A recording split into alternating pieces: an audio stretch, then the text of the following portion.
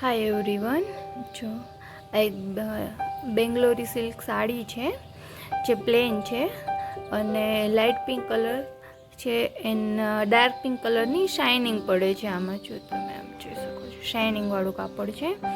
એમાં એક બ્લાઉઝની ડિઝાઇન કરવાની હતી. કસ્ટમરને એવી ડિમાન્ડ હતી કે મારે સ્લીવ હેવી જોઈએ છે, નેકમાં વર્ક નથી જોઈતું, એટલે મેં સ્લીવ હેવી બનાવી છે. જો બતાવી શકું છું, આ રીતની પહેલાં મેં સ્લીવને ડ્રો કરી છે. આખી બ્રોડ સ્લીવ બનાવેલી છે. એટલે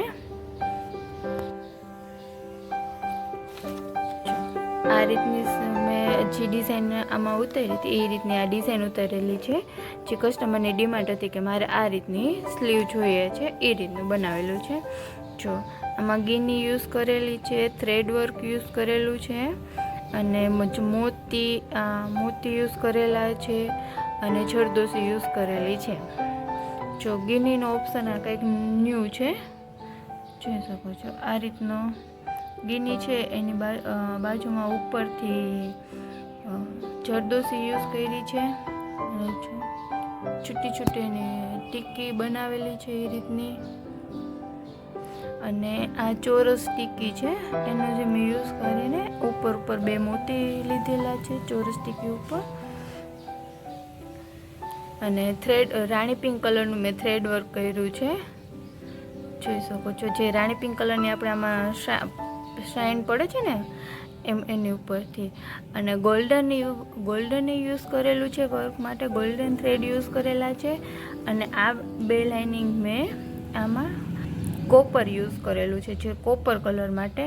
જો આખી સ્લીવની ડિઝાઇન ને બધું અલગ પાડે છે. ગોલ્ડન નથી લાગતું, કોપર અને ગોલ્ડન બધી શાઇન આખી ભેગી લીધેલી છે. જો આ એક સ્લીવ તૈયાર થઈ ગયેલી છે. જે ગળામાં કે કસ્ટમર વર્ક નહોતું જોતું, એને ફૂલ સ્લીવ હેવી જોઈતી હતી બ્લાઉઝની. આ બંને સ્લીવ તૈયાર થઈ ગયેલી છે.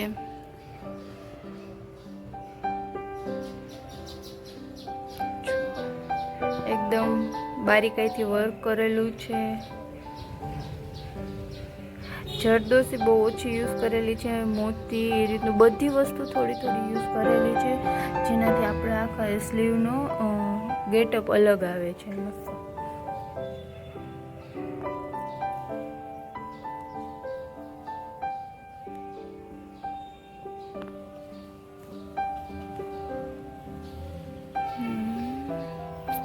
મારો વિડીયો લાઈક કરજો, શેર કરજો અને સબસ્ક્રાઈબ કરજો. બાય.